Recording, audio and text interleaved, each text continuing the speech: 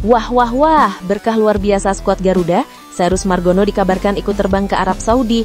Jadi pelapis Emil Audero dan Maarten Paes kah? Fans Garuda harus simak ini. Nah loh, ada apa ini? Pemain Irak dikabarkan bikin kesalahan bodoh. Kira-kira kesalahan apakah itu? Yuk saksikan beritanya hingga selesai.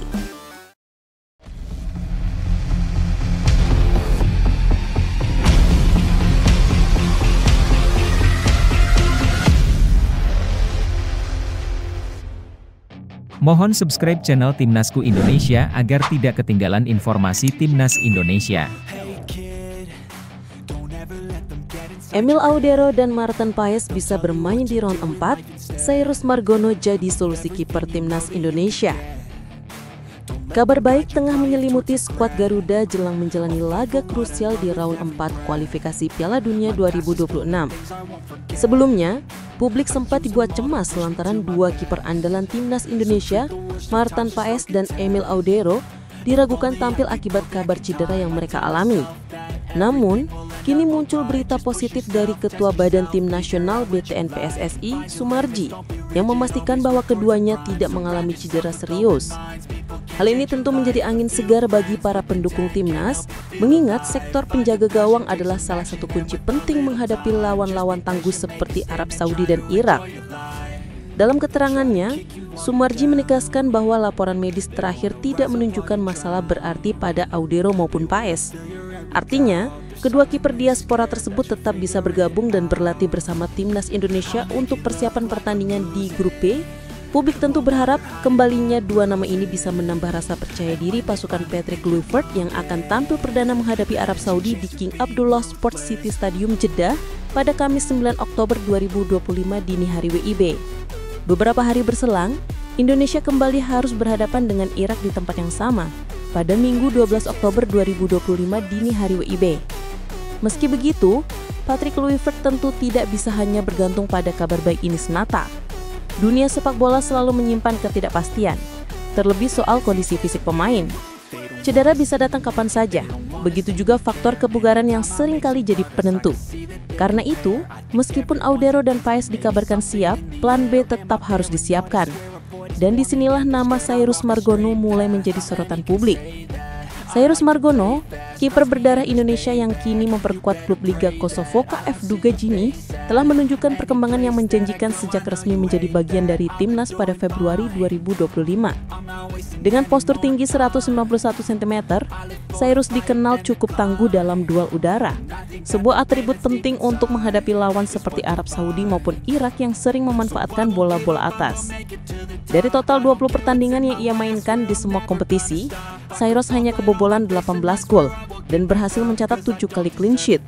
Musim ini, meskipun baru turun 2 kali dari 7 pertandingan, ia tetap menunjukkan konsistensi dengan kebobolan hanya sekali dan mencatatkan 1 kali nirbobol. Melihat performa ini, tidak berlebihan jika Cyrus dipertimbangkan sebagai opsi alternatif.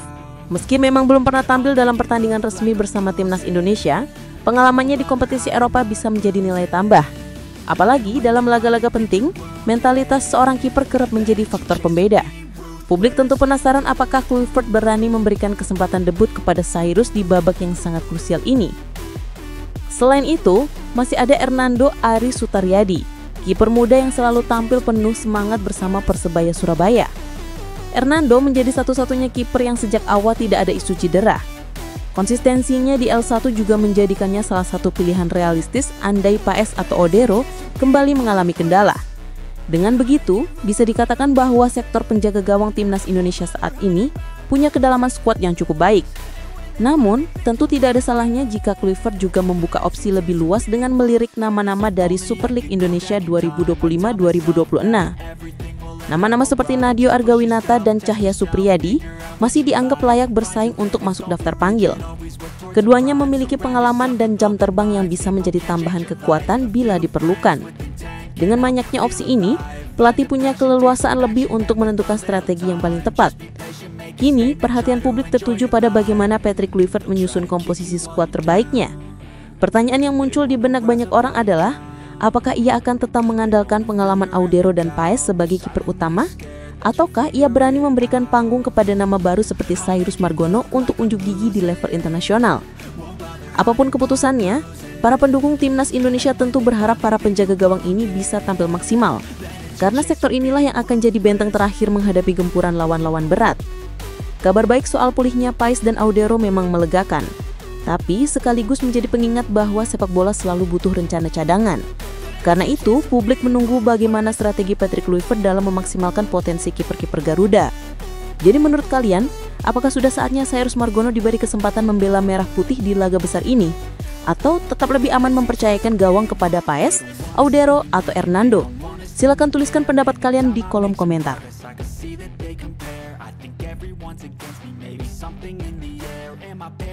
Pemain Irak bikin kesalahan bodoh, timnas Indonesia diprediksi bakal mudah kalahkan Irak. Kabar mengejutkan datang dari calon lawan timnas Indonesia di round 4 kualifikasi Piala Dunia 2026, yakni Irak. Menjelang pertandingan penting ini, skuad singa Mesopotamia justru diterpa masalah internal yang membuat banyak pihak ragu akan kekuatan mereka. Seorang pelatih sepak bola Irak, Sami Bahat, bahkan secara terang-terangan menyebut bahwa performa para pemain Irak sedang menurun drastis. Ia menilai bahwa kesalahan-kesalahan mendasar yang dilakukan oleh pemain Irak merupakan sinyal buruk menjelang laga menghadapi Indonesia. Kondisi ini tentu membuat publik tanah air semakin optimis bahwa Garuda bisa meraih kemenangan dengan mudah saat bersua Irak.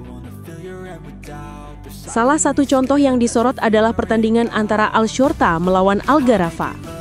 Dalam laga tersebut, pemain-pemain Irak yang masuk radar pelatih Graham Arnold justru tampil mengecewakan. Menurut Sami Bahat, mereka kerap melakukan kesalahan bodoh dalam hal-hal dasar sepak bola, mulai dari kontrol bola yang buruk hingga salah posisi dalam bertahan. Kesalahan elementer seperti ini jelas mengkhawatirkan, apalagi jika harus menghadapi tim Indonesia yang sedang berkembang pesat. Bagi publik, hal ini bisa menjadi tanda bahwa Irak sedang tidak dalam kondisi terbaiknya. Sami Bahat bahkan menambahkan bahwa masalah ini tidak bisa diselesaikan dengan cepat. Menurutnya, Graham Arnold hanya bisa mengandalkan pengalaman serta dorongan moral untuk memperbaiki mental pemain. Namun, persoalan teknis yang mengakar seperti kesalahan dasar bermain bola tidak bisa diperbaiki hanya dalam hitungan hari. Hal inilah yang membuat Irak diprediksi akan kesulitan di babak kualifikasi. Jika tetap mengandalkan pemain-pemain yang tampil buruk di klub, maka kesalahan besar kemungkinan akan terulang. Dan bisa jadi inilah celah besar bagi timnas Indonesia untuk mengambil keuntungan. Di sisi lain, Indonesia justru datang dengan kepercayaan diri tinggi. Pasukan Patrick Kluivert saat ini tengah berada dalam sorotan positif. Banyak yang menyebut bahwa skuad kepelatihan Garuda kali ini adalah yang terbaik sepanjang masa, dengan kombinasi pengalaman Eropa, metode latihan modern, serta pendekatan taktik yang lebih segar. Kluivert yang pernah menjadi striker tajam Barcelona dan timnas Belanda membawa gaya kepelatihan yang lebih disiplin dan penuh variasi serangan. Hal ini yang membuat banyak analis menilai bahwa Indonesia kini tidak hanya mengandalkan semangat juang, tetapi juga punya kualitas permainan yang jauh lebih terukur.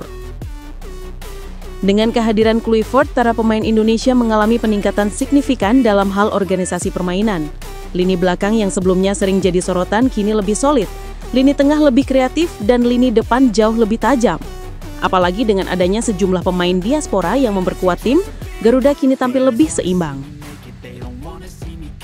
Kontras sekali dengan Irak yang justru dipusingkan oleh performa buruk pemain bertahannya. Kondisi ini membuat prediksi semakin mengarah pada kemenangan mudah timnas Indonesia. Pertemuan antara Indonesia dan Irak tentu tidak bisa dianggap remeh, mengingat Irak punya sejarah panjang di level Asia. Namun sepak bola selalu bicara soal kondisi terkini, dan kondisi terkini jelas memperlihatkan bahwa Garuda jauh lebih siap. Irak yang seharusnya tampil percaya diri, kini justru diliputi rasa cemas dan kebingungan. Bahkan kemungkinan mereka melakukan kesalahan besar di pertandingan nanti sangat terbuka, dan Indonesia harus siap memanfaatkan setiap peluang yang ada. Kemenangan melawan Irak akan menjadi momentum besar bagi Indonesia untuk melangkah lebih jauh di kualifikasi Piala Dunia 2026. Bukan hanya soal poin, tetapi juga soal mentalitas bahwa skuad Garuda sudah pantas bersaing dengan tim-tim besar Asia. Dengan segala masalah yang sedang melanda Irak, inilah kesempatan emas bagi Patrick Kluivert untuk membuktikan bahwa dirinya mampu membawa Indonesia ke level yang lebih tinggi. Kini, pertanyaan pun muncul, Apakah Irak benar-benar akan terpuruk karena kesalahan bodoh pemainnya? Atau justru mereka bisa bangkit di saat-saat terakhir? Dan di sisi lain, apakah Indonesia akan mampu tampil konsisten dan mengunci kemenangan dengan mudah, sebagaimana yang diprediksi banyak pihak? Semua ini akan terjawab di lapangan. Namun yang pasti saat ini optimisme masyarakat Indonesia berada di titik tertinggi. Bagaimana menurut kalian? Apakah benar timnas Indonesia bisa menang mudah melawan Irak kali ini? Atau justru Irak bisa memberikan kejutan meski dalam kondisi penuh masalah? Silahkan tuliskan pendapat kalian di kolom komentar.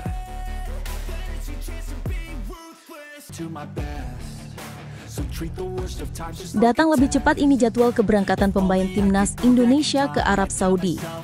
Kabar terbaru datang dari skuad timnas Indonesia yang tengah bersiap menghadapi babak keempat kualifikasi Piala Dunia 2026 zona Asia. Ketua Badan Tim Nasional BTN Sumarji mengumumkan bahwa para pemain Garuda dijadwalkan berangkat lebih cepat ke Arab Saudi. Keputusan ini diambil dengan pertimbangan khusus, yakni agar para pemain bisa langsung beradaptasi dengan cuaca, kondisi, dan atmosfer pertandingan di Jeddah sebelum menghadapi dua lawan berat, Arab Saudi dan Irak. Langkah ini disebut sangat penting karena kedua laga tersebut dianggap krusial dalam menentukan perjalanan Indonesia di jalur kualifikasi menuju Piala Dunia. Biasanya, pemusatan latihan digelar di Jakarta sebelum tim terbang ke luar negeri. Namun kali ini ada kemungkinan besar timnas Indonesia tidak menggelar pemusatan latihan di tanah air.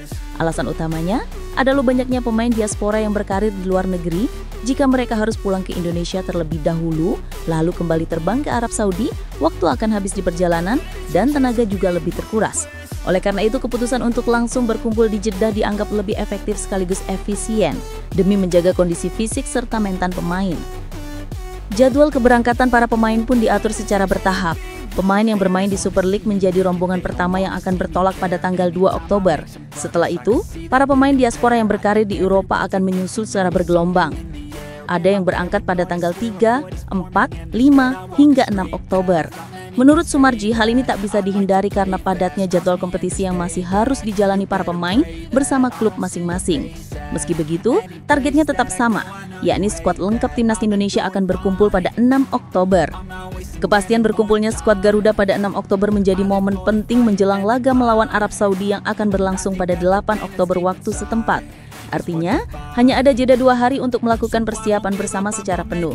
Hal ini tentu menjadi tantangan besar bagi pelatih Patrick Kluivert dalam meracik strategi terbaik dan memadukan gaya permainan para pemain. Meskipun singkat, waktu itu tetap diyakini cukup apabila seluruh pemain datang dengan kondisi bugar dan semangat tinggi. Dengan begitu, timnas Indonesia masih memiliki peluang untuk menampilkan permainan terbaiknya. Tidak hanya pemain, tim pelatih dan ofisial juga sudah disiapkan untuk berangkat lebih awal. Patrick Kluivert sendiri akan bertolak dari Belanda pada tanggal 29 September bersamaan dengan para ofisial dari Jakarta. Dengan keberangkatan lebih cepat ini, tim pelatih dan ofisial akan lebih dulu tiba di Jeddah dan menyiapkan semua kebutuhan teknis maupun non-teknis. Kehadiran mereka lebih awal jelas memberi keuntungan karena segala sesuatu yang berkaitan dengan lapangan, fasilitas latihan, hingga akomodasi bisa dipastikan siap saat para pemain datang. Langkah datang lebih cepat ini tentu menuai beragam reaksi dari publik sepak bola tanah air. Ada yang menilai ini langkah cerdas karena memungkinkan pemain lebih fokus beradaptasi, terutama menghadapi cuaca panas Arab Saudi. Namun ada pula yang merasa waktu persiapan tetap terlalu singkat karena para pemain baru berkumpul utuh 2 hari sebelum laga penting. Situasi ini membuat banyak penggemar penasaran apakah strategi keberangkatan lebih cepat ini akan memberikan hasil positif atau justru menimbulkan tantangan baru.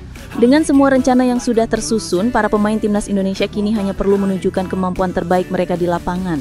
Pertandingan melawan Arab Saudi dan Irak jelas bukan tugas mudah, tetapi kesempatan emas ini bisa menjadi titik balik perjalanan Garuda menuju Piala Dunia 2026.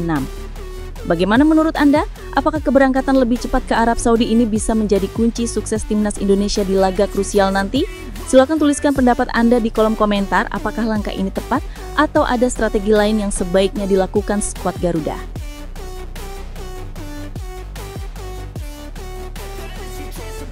Sampai diakui media Italia, lawan timnas Indonesia dibikin tak tenang dengan bek timnas Indonesia.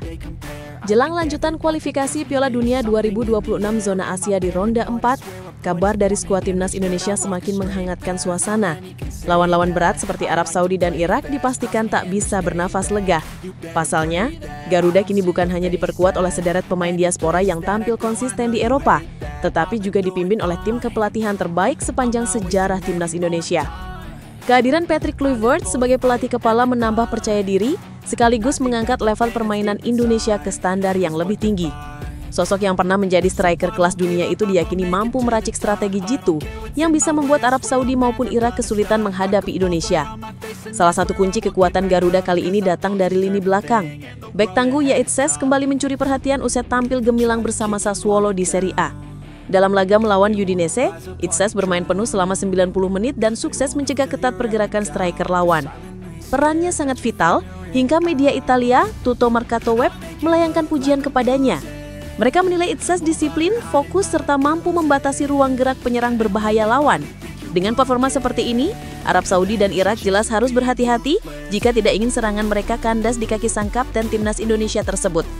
Penampilan Yaitses tak hanya membantu Sassuolo meraih kemenangan 3-1 atas Udinese, tetapi juga membuat dirinya semakin dipercaya oleh pelatih dan fans klub Italia itu. Statistik pun mendukung, di mana ia mendapatkan rating 7,1 dari FotMob, angka yang menempatkannya sebagai salah satu pemain terbaik dalam laga tersebut. Keberhasilan menjaga lini pertahanan Sassuolo tetap solid, menjadi modal berharga ketika ia kembali memperkuat timnas Indonesia. Tidak berlebihan jika publik percaya bahwa Yaitses bakal menjadi tembok kokoh yang sulit ditembus lawan, termasuk penyerang-penyerang top Arab Saudi. Bagi timnas Indonesia ini adalah keuntungan besar. Dengan pengalaman menghadapi striker-striker Eropa, Yaitses sudah terbiasa melawan pemain berkelas yang memiliki fisik kuat dan kecepatan tinggi. Ketika ia turun bersama Garuda, para penyerang Arab Saudi maupun Irak yang biasanya leluasa di lini depan dipastikan akan menghadapi tantangan berat. Hal inilah yang membuat banyak pihak yakin bahwa timnas Indonesia bisa memenangkan pertandingan dengan relatif mudah, meskipun kedua lawan dikenal sebagai tim kuat Asia. Bahkan, tak sedikit pengamat yang menyebut kehadiran Yaitses adalah pembeda yang bisa mengubah jalannya pertandingan. Kekuatan Garuda juga semakin lengkap dengan hadirnya Patrick Kluivert di bangku pelatih. Kluivert membawa filosofi sepak bola modern yang mengutamakan keseimbangan antara pertahanan dan serangan. Di bawah asuhannya, skuad Garuda diharapkan bisa tampil lebih disiplin namun tetap agresif. Kombinasi kepemimpinan Kluivert dan kepemimpinan Yaitses di lapangan menjadikan timnas Indonesia terlihat lebih matang secara taktik. Inilah alasan mengapa Arab Saudi dan Irak diyakini tak akan bisa merasa tenang menghadapi duel ini, karena Garuda kini berbeda dari sebelumnya. Jika melihat momentum ini, optimisme supporter Indonesia pun semakin tinggi. Keyakinan bahwa skuad Garuda bisa mengatasi perlawanan Arab Saudi maupun Irak bukan lagi sekadar mimpi. Pujian dari media Eropa kepada Yaitses menjadi bukti nyata bahwa kualitas pemain Indonesia mulai diakui dunia. Dengan bek tangguh yang siap menghadang dan pelatih top dunia yang mengatur strategi, timnas Indonesia diprediksi bisa mencatatkan kemenangan penting di ronde 4 kualifikasi. Pertanyaannya kini, apakah Arab Saudi dan Irak benar-benar siap menghadapi kejutan besar dari Garuda? Bagaimana menurut Anda? Apakah dengan kepemimpinan Patrick Kluivert dan performa gemilangnya Yaitses, timnas Indonesia benar-benar bisa menang mudah atas Arab Saudi dan Irak? Silahkan tuliskan pendapat Anda di kolom komentar. Apakah keyakinan ini realistis atau justru terlalu percaya diri menghadapi lawan-lawan tangguh Asia tersebut?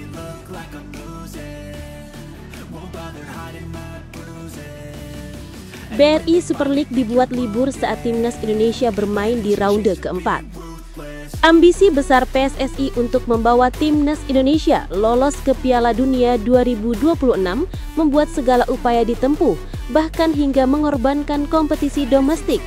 Tidak tanggung-tanggung, jadwal BRI Super League 2025-2026 resmi diliburkan pada pekan ke-8 demi memberi ruang persiapan penuh bagi skuad Garuda yang akan berjuang di ronde keempat kualifikasi Piala Dunia 2026 zona Asia. Keputusan ini sekaligus menjawab tuntutan keras dari para fans Garuda yang sudah lama mendambakan kehadiran timnas Indonesia di panggung Piala Dunia. Harapan besar publik membuat PSSI seolah tak punya pilihan lain selain memastikan seluruh fokus tertuju pada perjuangan skuad nasional. Dilihat dari sisi persiapan, langkah PSSI meliburkan kompetisi domestik memang bisa dipahami. Dari 28 pemain yang dipanggil Patrick Kluivert, beberapa diantaranya adalah penggawa klub-klub peserta BRI Super League. Jika liga tetap berjalan normal, risiko benturan jadwal sangat mungkin terjadi dan mengganggu konsentrasi pemain. Oleh karena itu, penghentian sementara dianggap sebagai solusi paling bijak. Klub-klub pun tampak mendukung. Dengan Direktur Utama I-League, Ferry Paulus menegaskan bahwa keputusan ini adalah bentuk sinergi antara liga dan timnas nasional. semua pihak sadar momen ini adalah peluang emas yang tak boleh disia-siakan. Meski demikian, langkah drastis ini juga menyimpan konsekuensi. Kompetisi yang diliburkan harus mencari jadwal pengganti di akhir tahun. Pekan ke-8 yang seharusnya dimainkan pada awal Oktober 2025 baru akan digelar ulang pada akhir Desember 2025.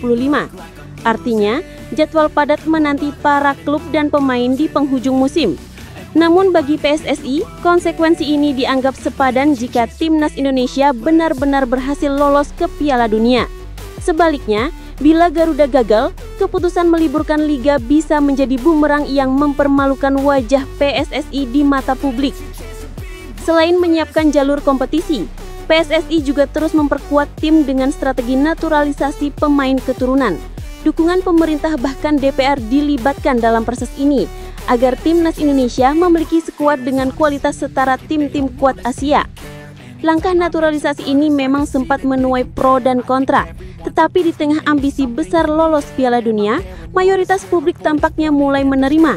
Banyak yang menilai kombinasi pemain lokal potensial dan pemain keturunan berpengalaman di Eropa bisa menjadi resep ampuh untuk memperkuat Garuda. Tidak heran jika ekspektasi publik kini semakin tinggi. Di sisi lain, kehadiran Patrick Kluivert sebagai pelatih kepala menambah bobot harapan itu. Nama besar Kluivert sebagai mantan pemain top dunia membawa aura baru ke tubuh Timnas Indonesia. Strategi modern yang ia terapkan diharapkan bisa memaksimalkan potensi skuad Garuda. Namun bayangan kegagalan tetap menghantui. Jika dengan segala upaya, mulai dari meliburkan liga, naturalisasi pemain, hingga menghadirkan pelatih top dunia, Timnas Indonesia masih gagal lolos ke Piala Dunia 2026, maka kritik besar akan jatuh ke pundak PSSI. Rasa malu di mata publik bisa menjadi konsekuensi yang sulit ditebus. Kini, seluruh sorotan tertuju pada bagaimana Timnas Indonesia menjawab ekspektasi tinggi ini. Publik tentu berharap segala pengorbanan dan upaya PSSI tidak berakhir sia-sia. Pertandingan melawan tim kuat seperti Arab Saudi dan Irak di ronde keempat akan menjadi ujian sebenarnya.